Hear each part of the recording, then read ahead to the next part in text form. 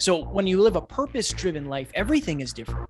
Everything is, because you attract things in your life that you never would have before. Different opportunities, different yeses, different nos. Welcome back to the Evolution of Mom podcast. I am so excited for today's special guest. I have with me Kevin Palmieri. Now, this is someone who came into my life in the last year and who has become a complete mentor to me in so many aspects of life. Not only is he the reason this podcast is a thing, he helps me and his team help me do all of the behind the scenes, which I am so grateful for, but he is also a very busy guy. He is doing all of the things. Kevin and his business partner, Alan, have an incredible podcast called Next Level University, and they're coming up to, I want to say, almost 800 episodes. They put them out 5 days a week. They also have group coaching, one-on-one coaching, and Kevin, of course, helps people set up podcasts and does podcast coaching as well. So, wow, thank you so much for being here. I am so excited to have you. Amy, I appreciate it. I appreciate all the love. I knew the intro would be fire because you've introed us for speeches before. So I am grateful. And believe it or not, Amy, and this is how fast things shift. We're actually doing 7 episodes a week now. Oh, yeah. So we're doing one every single day because this is our main things. But thank you so much for the intro. I appreciate it. That's right. 7 days a week, releasing all of those episodes. Now, I mean, that's beautiful. When I first came into your guys' space, not just as a listener, but as part of your community and as someone who is getting more intimate coaching from you guys were coming into a space of really realizing that the majority of the people you were serving at that time earlier in the year were entrepreneurial women. Mm-hmm. And I found that very fascinating and exciting. How were you guys when you discovered all of that? It's very interesting because I think when you start something, you attract what you are. And I started the podcast before Alan came aboard. And we recently had this realization that the through line, the common wound that a lot of our listeners have is low self-worth. Mm-hmm. And that was Alan and I's wound. So it made a lot of sense. It was interesting from a couple aspects because Alan and I were both raised by women. So that made sense. And it helped us understand women and the feminine at a deeper level. And I think it really helped us speak to different audiences. It wasn't second nature for me to get into a podcast setting and then think to myself, like, what does somebody who is emotionally driven need to hear? And that was the question that I would ask myself. Now, obviously not all women are emotionally driven, but our audience was. It was empowering. I think that's probably the best word because we pride ourselves on being heart driven, but no BS and very low ego. That's another goal of ours, is to have the least amount of ego possible. And we connected that if we had ego, we probably wouldn't have women listeners. So I think it was a good thing that we really worked on our ego for a long time to make sure that we were balanced and heart driven, but no BS. So that was, it's important to us because I think there's a lot of, Alan and I were at the airport recently. We were getting ready to go to Arizona Colorado. We're getting ready to go to Colorado. And there was this family. There was 3 children, a husband and a wife. And the dad was drunk at the airport and he was literally dragging him by the hand, like across the floor. And Alan and I both got very triggered. And I had to walk away because I was getting like very intense. And that was very hard for me to see because I don't want to be that kind of dad. And honestly, I don't want my partner to be in that kind of relationship.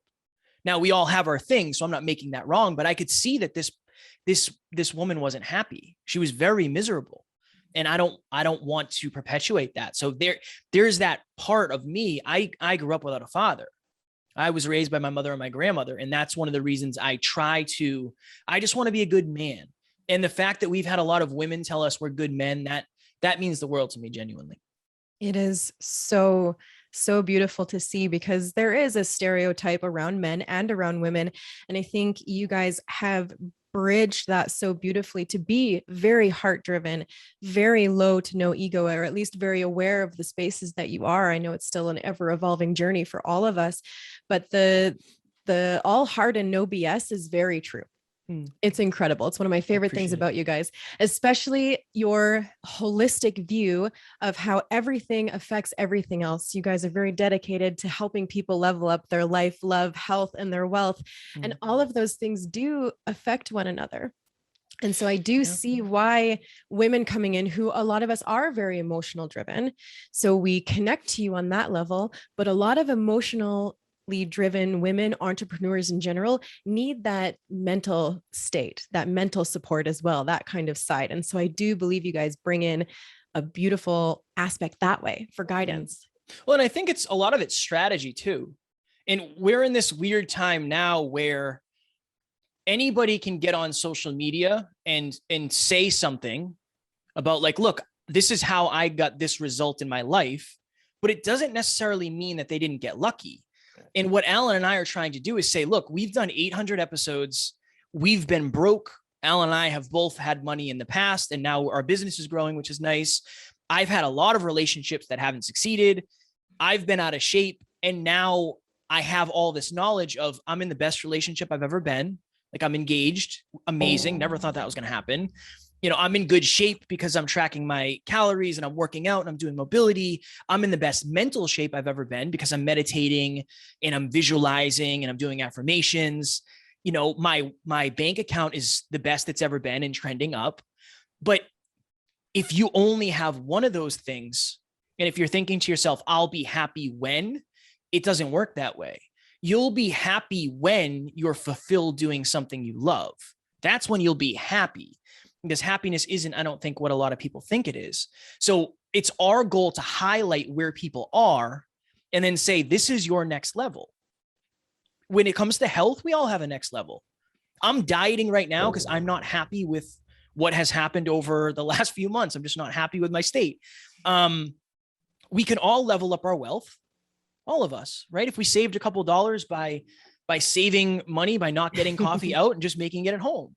And the one that I think might be the rarest is leveling up your love. There's so many people who look like they're having an amazing relationship online, and I know them. I know them personally behind the scenes, and they're not. They're just not. And that's okay. Maybe you don't want to be vulnerable and say, hey, I'm struggling, but people see that and they say, oh man, my relationship isn't like that. Like we're not posing at the beach, or we're not posing with this sunset, or, well, we're apple picking, when it's like I do believe relationships are the hardest one. You know, if you want to make a lot of money, there's a lot of ways to do that. If you want to get in good shape, you can hire a trainer.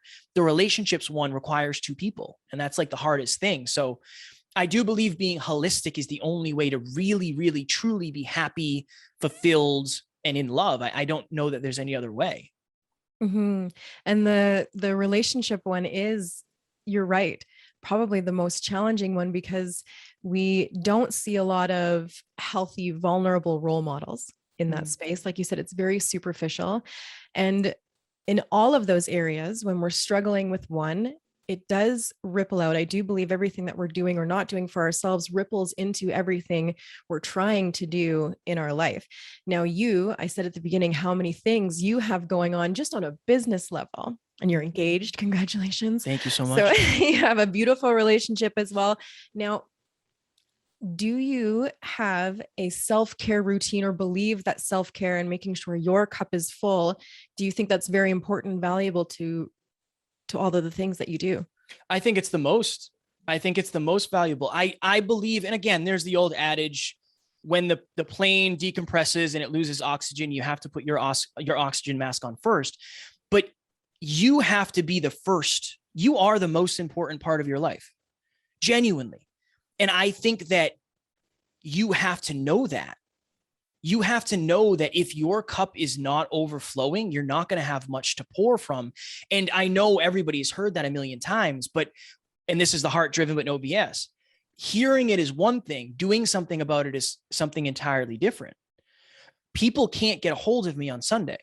Nobody can get a hold of me unless I decide. But my phone, I usually put it on the other side of the room. I'll get up and I'll work a couple hours in the morning, and then it's family day. I'm filling my cup. And I feel like there's a hustle culture, but there's also like only do what you feel. And I think it's a middle ground of, last week I had the busiest week I've ever had. And we have a bunch of new potential clients, and I was on Zoom all week and I was in the gym. But when I got to Friday night, I was like, wow, that was a great week. Like, I feel so accomplished. I feel so proud. I feel so fulfilled. Saturday, I sat on the couch and watched fights all day. I watched mixed martial arts all day. Sunday, I had date night with my beautiful fiance, Taryn. That's a perfect week for me. I filled my cup on the weekends, maybe an hour and a half a night I take for R&R. And that's just, you got to figure out what your set point is. I believe a lot of people, and this was me, I used to go to a job I hated. So when I got home, I needed all of the R&R. There was no other work. I just needed to shut down because I was so far out of my comfort zone at work. And I just believe that you really have to get right with prioritizing yourself, even especially if it feels selfish, because it might look selfish to people who don't do it, but that doesn't mean it is. It's selfish not to take care of yourself, because then you're actually taking away from the people that you're trying to serve, whether it's family, friends, significant others, your community, your business, whatever it may be. Yeah, I believe that so deeply. I believe that self-care really is one of the most selfless things we can do, especially as servants of other people, or as mothers, as parents, as anything. And we do tend to fall into a trap of, well, I have to constantly serve others without that service of myself. But then you're giving from this space of emptiness. You're not giving from that space of fulfillment. And you're right, there is, an overcorrection on both sides. There's that hustle, and you're doing things that maybe aren't filling your cup and are in more of an unresourceful state. You're working too hard, you're doing too much. But then there's also this like toxic positivity side, where you're chasing too much pleasure, chasing, avoiding any kind of pain and discomfort. And I do believe that there is this toxic positivity. And I think, as emotionally driven as I am, and someone who knows a lot of emotionally driven people, there's a hard balance on this end of the toxic positivity and that lack of self-service. It's hard because you don't ever want to kick somebody when they're down, and you never know what somebody is really going through. But me telling you it's okay to play small doesn't serve you. If you decide you want to be anything, whatever it is what it is. If you say, I want to be a stay-at-home parent, awesome, love it, 1,000%, awesome. I want my fiance, future wife, to be a stay-at-home parent. I want her not to have to go to a job. It's one of the reasons I work so hard. But that doesn't mean you can't improve at that. See, it's not just about what you're doing, it's about how you're doing it. And I do believe it's like, I was correcting you when we got on this interview. I said, hey, Amy, do you have headphones? I could very easily just say like, no, everything's totally fine. Like, don't worry about it. It's no big deal. And is it a huge deal? No, but there's always a little bit of room for improvement. And you're not serving anybody if you're only sugarcoating the stuff.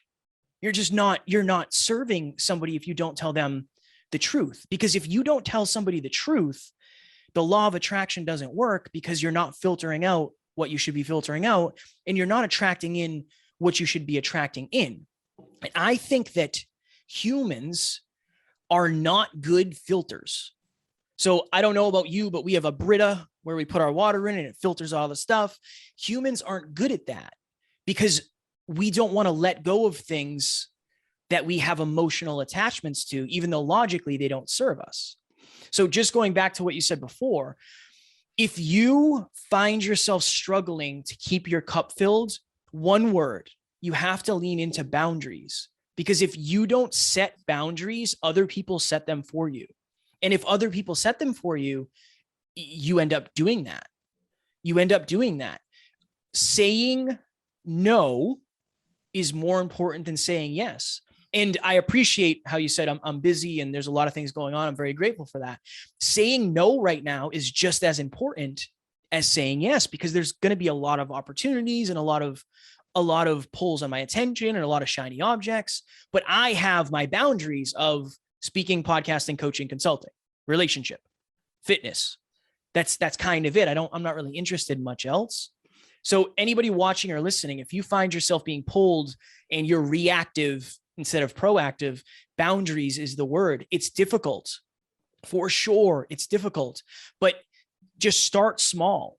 I tell people, and I know this isn't the most positive thing in the world, but if you have to tell a white lie at the beginning to set a boundary, do it. Do it. I know I can't stay past noon. I have a call at 12:30. That's okay. That's okay. I've done that. Mm-hmm. And now I just go in and I say, look, I have to be out of here at this time. It just is what it is. Like, do you want me to come or not? Yes. Okay. I have to leave at this time. I do. I have other things to do. And people respect you more eventually. They might not right away, but they will when you stand up for yourself. The people who are used to knocking you down will respect you, or they will leave when you start standing up for yourself. And honestly, if they leave, they're supposed to. Yes. Yes. Boundaries are huge. And like you said, it's like a muscle. It's one that we have to start building slowly. So yeah, I do believe in saying what you need to say to build up to, instead of saying, oh, I'm sorry, and giving all these excuses and reasons to being like, I'm sorry, I can't today. Or not. I actually love getting people involved into being without the I'm sorry. Mm-hmm. Is the big one, because you're not sorry. This is what's serving you in this moment. This isn't serving you in this moment. And you go with that. But creating boundaries, yes, as a serving soul, as a mother, as a woman who loves to constantly go all over the place, setting boundaries has been huge for me. That's one of the greatest skills I'm going to say I've learned this year. And it is very challenging to set boundaries with your loved ones. Absolutely. What was the hardest boundary for you to set? Ooh, I think with the people closest to me. So like my parents and my spouse, even Chris. And those were conversations. The conversation with Chris was easier to be able to say, hey, this is what I'm working on. And so I'm going to verbally express to you as much as possible that these are the boundaries I'm setting and these are the goals that I have. And, I would love to be able to be in more communication with that with you. And so that's, because I'm with him every day. And then, parents are a whole different thing. You kind of just have to set them and see what happens. Yeah.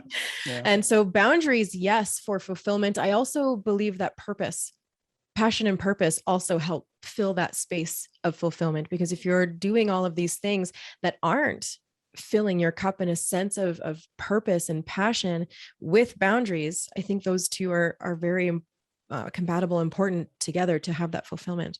Yeah. I remember one of the stories I tell is I was broke as a joke. I was living with my best friend at the time.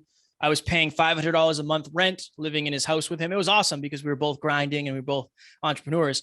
But I remember one day he was out of the house and I was walking around the kitchen. And for the first time in my life, I was genuinely happy with the person that I was. I didn't have any money. The business wasn't going well. We didn't have a lot of podcast listens, but I felt like I was on purpose. For most of my life, I lived unconsciously. I was just kind of all over the place, doing what felt right and wondering why I went to bed wanting more. And when you are on purpose and you're in alignment, you're not living by accident. And that is what fulfillment is. Fulfillment is you knowing you're on the right path towards what your intuition wants you to have. And again, that's deep and there's layers to that. But I can tell you that I had the 6-figure job and the sports car and the girlfriend and all the things, but that didn't make me happy. I think that actually made me more miserable because I thought I would be happier. Now that I'm on a purpose and I'm living more of a mission-driven life, I still love money, 100%. I'll never lie about that. I love money. I like nice things. I like fast cars. I like all those things. But I also care about impact more than I ever have. And I also understand that the path to the car that I posted on my story today, which is $200,000, the path to that is me getting better as a man, getting better as a leader, as a speaker, as a podcaster, as a coach. I don't expect to get those things. I want and desire and intend on becoming the type of person who can attract and sustain those things. And I think that's the difference, is that's just part of my journey. That's part of my purpose. So when you live a purpose-driven life, everything is different. Mm-hmm. Everything is, because you attract things in your life that you never would have before. Different opportunities, different yeses, different no's. And then even to tie that into boundaries. Hey everyone, I'm Helen Baker from Melbourne, Australia. I'm an entrepreneur and a client of Alan's from Next Level University. I've had many business coaches in the past, and I can honestly say that Alan is seriously next level, and excuse the pun, but he has this unique ability to help you find a solution to your business problems using his intellect and his business modeling and his genuine, heartfelt desire to help you achieve your goals. I can be vulnerable with Alan, I can share anything and feel comfortable in his presence, knowing that at the end of our coaching sessions, I feel empowered to do incredible things. So if you're looking for a business coach, I highly recommend Alan, because his advice and his ability to coach you will be instrumental in achieving your success. If I want to be a positive influence, that right there limits the amount of things I'm going to do, right? And then it gets to the point where I want to be a positive influence to other leaders. Then I have to hone it again. And I want to be a positive influence in corporations. So your calling, your purpose, your desire, your ambition, that helps you set boundaries for you, because then you have the excuse of, I can't go out drinking on Friday. I have a coaching call at 9 a.m. on Saturday. That's part of my purpose. And going out and drinking probably isn't, or maybe isn't. It might be for you. Mm-hmm. Yeah. And I'm a deep believer in that it is very individualistic to us. What is our fulfillment path? What is our passion, our purpose? Like you said earlier, it might be that stay-at-home mom and be that most fulfilled, the best version of you, stay-at-home mom. And there are always ways to get to that next level of that as well. Going back to what you said earlier about how people can fall away if they're meant to. Something that I have really noticed about you and Alan and everything you guys do is that you put so much value in the person people are becoming. Mm-hmm. You want to know who they are now, absolutely, understand where they come from, but the most weight and the most value that you have is for the people that they're becoming and the people that you can see them becoming and the people you can help them get to. How do you recommend people find those kind of people in their life? Those are the kind of people you want influencing you. You want in your, close 5 people who can celebrate you and want to support you and love the boundaries you set on becoming that version of yourself, instead of spending a lot of time with the people who, as you grow, constantly say, oh, you're changing. Oh, you've changed. What happened to, and they get all nostalgic and they like to keep you here. I think you have to create a void. I believe the first step is creating space for something better to fill. When Alan and I said, you know what, we really want to grow this business, I said, okay, I have to stop doing mindset coaching so I can do more podcast coaching. I've gotten more clients in the last 2 months than I got in the previous 2 years. Why? Because I created space. Now, I prospected and I did a lot of other things. It's not just because I said, hey, I want more clients, right? And I think that's an important distinction. I think we all know somebody like that. We all have somebody in our life who maybe at one point we looked down upon because they were so positive and they shared these quotes and they were talking about the law of attraction and Tony Robbins and whatever it may be, self-improvement. But now that it feels appropriate, I think it's time to get out of your comfort zone and try to start a conversation. Because you have to think about it like this. You're most likely not going to be seeked out by these people because they don't know that you exist yet. But if you see somebody as a shining light, you have to reach out and tell them. That's how, I don't know how you found us or how we found you. I don't know, but I'm assuming somebody reached out to somebody and then it just kept filtering in and magnetizing in. And now we're as close as we are. Our entire team, we have a 13-person team. And out of those 13 people, 11 of those people messaged us and said, hey, I love the show. What can I do to help? And now they're on the team. They saw something that they were attracted to, and they had the courage to say, hey, I feel like there's something for me here. How do I become a part of this? Humility is so important. We had somebody message us and he said, I'd love to be on the team. What does it take to be on the team? And we're like, let's hop on a call. We'll get to know you. We'll see what you can do here. And the question I asked him, I said, what are you really good at? Like, what can you help us with? And he said, honestly, I'm not really good at much, but I'm willing to work really hard. You know what he's good at? He's good at humility. He's good at humility. And that's what I value in humans, because that's something I really try to practice. I think you have to seek them out. Where would they be? What Instagram profiles would they follow? What shows would they be at? What books would they read? It's interesting because now is the easiest time ever to meet new people, but it's also kind of hard because we're leaning so heavy into technology that we don't really know how to, we don't know, but we struggle sometimes to build new relationships. But I would ask yourself those questions. Where would these people be? What Facebook groups, what Instagram pages, what book clubs, what restaurants, what networking events, what conferences? That's what I would say. And then have the courage to approach somebody and start a conversation you'd never have the courage to do in the past. And social media makes it a lot easier than you might think. Yeah. So making sure that you know where you're going and who's going to align with that person. It's always great to get into rooms and to get into spaces of and with people who are where you want to go, who share the same values and those kind of things. And when you're on a growth journey, it's one of the most important things you can do. I deeply believe that community affects us more than sometimes I think we let ourselves think that it does. And you've heard that we are the average of the 5 people you spend the most time with. So where you're going and your goals, who are those people? Yeah. And those were some great tips on how to find them. And they are going to have huge influence over you. And people who are holding you in this version of yourself maybe need to have less of an impact on what you're doing in your day-to-day, right? Less of an influence, because they're going to keep you in this space. And that's a boundary setting one as well, is learning to not come back down to these people's expectations of you, but to stay up here and to continue to grow. So community is a big part of that. It might be the biggest, genuinely. My favorite quote, you've heard me say this probably a million times.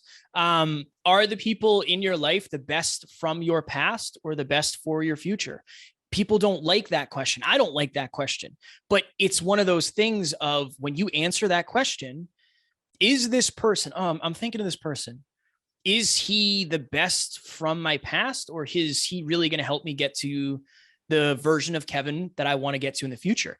If the person doesn't help you get to the version of you want to be in the future, it might be time to start setting some different boundaries, because I don't want to base my friendships off of, oh, we used to do this. I want to base my friendships off of, we do this and we're going to do more of this in the future.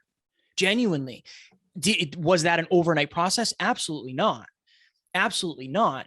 But I also have a weird relationship with, when things don't serve me, I tend to move on pretty quickly, particularly humans. I don't know why. I think part of it is the deep association I have that when my dad left, I just had to say he's gone now. So I had to let him go. I think that's part of it for me, which I do believe helps and serves me now. But understand this. If you're watching or listening, I've seen this happen a lot, and I've coached a lot of people, so I have some data to back it up. But it's one of these things where I don't believe you're afraid to lose love. I think you're afraid to lose a person, because a person takes up space. And if they're not giving you love in the first place, you're not losing love. You're losing company. You're losing potential. You're losing energy. You're losing connection.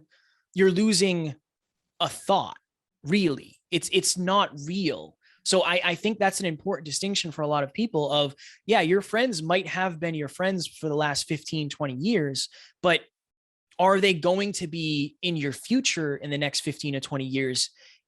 / can you have the life you want in the next 15 to 20 years if they stay the same too? Because it's really hard to try to change your friends if they don't want to be changed. You can lead by example, and I think that's super important, but you can't expect everybody to want the same thing as you, right? What are the odds that you decide tomorrow you want to have a company that changes the world? The odds of all of your friends saying, you know what, I'd love to do that too, it's pretty low, and that's okay. It's okay.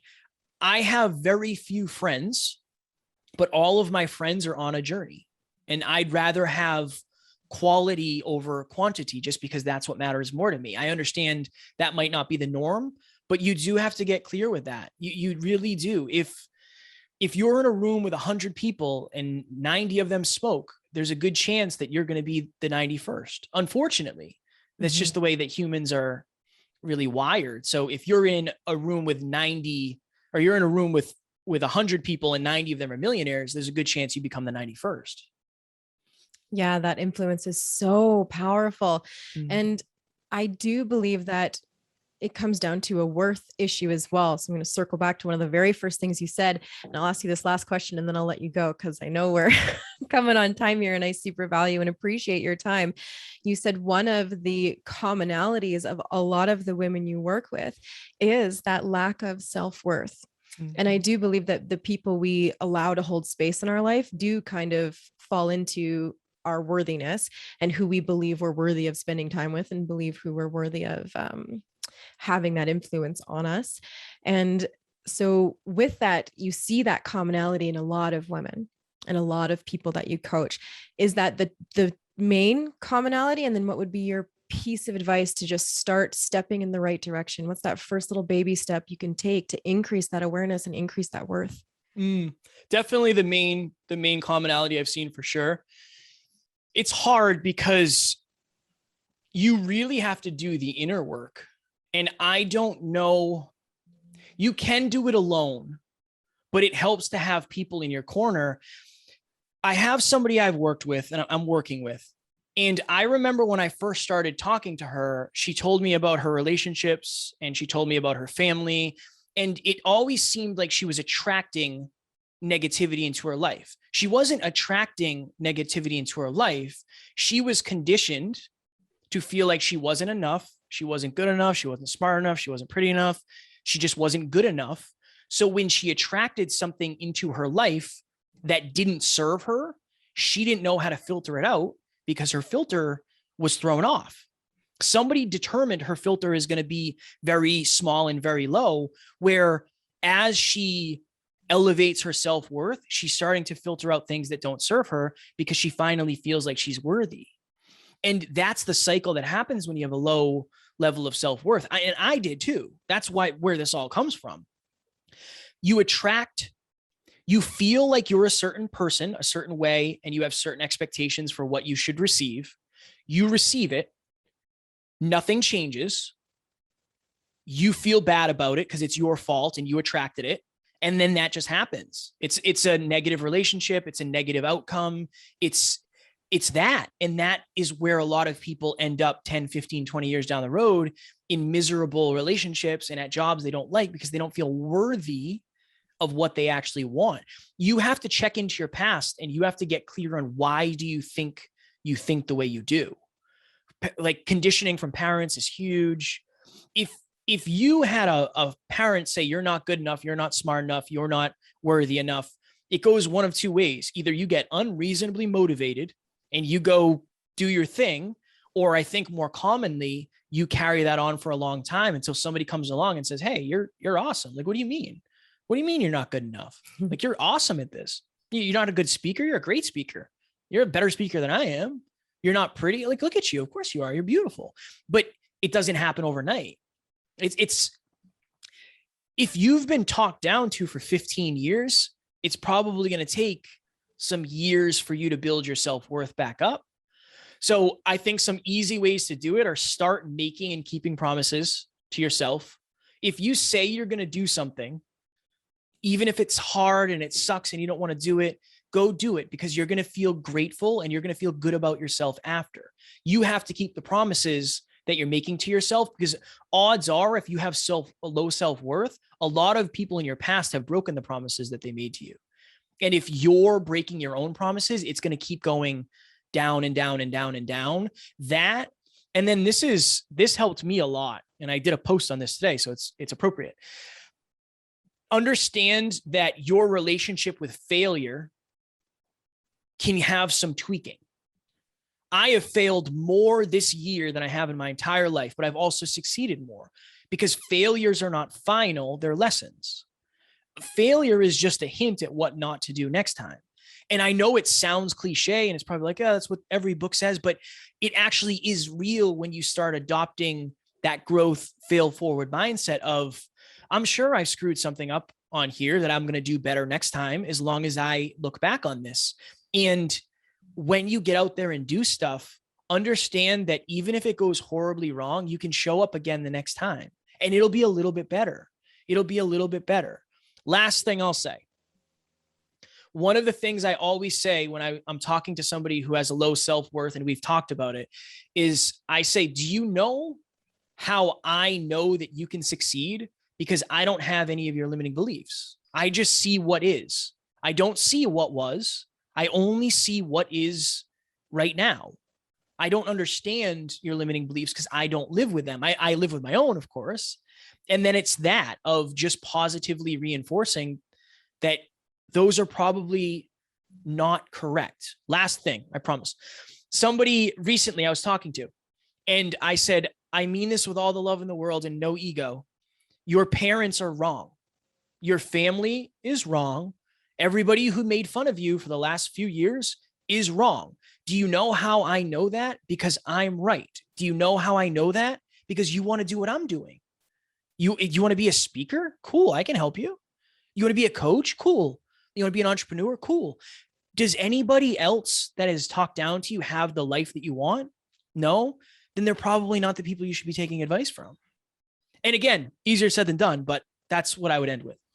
Yes, easier said than done, but oh my goodness, do not take advice from people you would not trade places with. It's one of the greatest mind shifts that was ever delivered to me, was that simple sentence. Don't take advice from people who you wouldn't trade places with. And everything you just said really kind of comes back to who's speaking life into you, and are they in this space of where you're going, like we talked about earlier, or are they in this category of where you are, where you've been, where maybe they're holding you back in that space? This is where you want to be. These are the people you want speaking life into you. And I am just so grateful that you are one of those people for me. I learned so much from you, from Alan, from your whole community. So thank you so much for everything that you guys do. And I would love to hear a little bit more, or let you share a little bit more of how people can find you and hear about what it is that you do. So lay it on them. Of course. Well, thank you again. I appreciate it so very much. Next Level University. You can look us up. We're on all the podcast platforms. All of our episodes are on YouTube as well. nextleveluniverse.com is our website. And if you are a podcaster out there listening right now and you want help with your show, reach out to me. I'm happy to hop on a totally free call to help. That is my jam. That's what I love doing. We have almost 800 episodes, coming up on 500,000 downloads, and we are a multi-six-figure business from the podcast. And that's just a rare thing. So I've been studying this for a long time, and I failed forward enough to help you avoid some of the failures I have made. So I'd love to help if I can. You guys do an excellent job. Thank So yeah, you. if you are looking to level up your health, wealth, life, and love, you need these guys in your life. Their podcast alone is one of the most life-changing things that I've done and listened to regularly over the last year. It's been incredible. So thank you so much. I appreciate your time. Thank you all for listening, and we'll see you next time. Bye. Bye.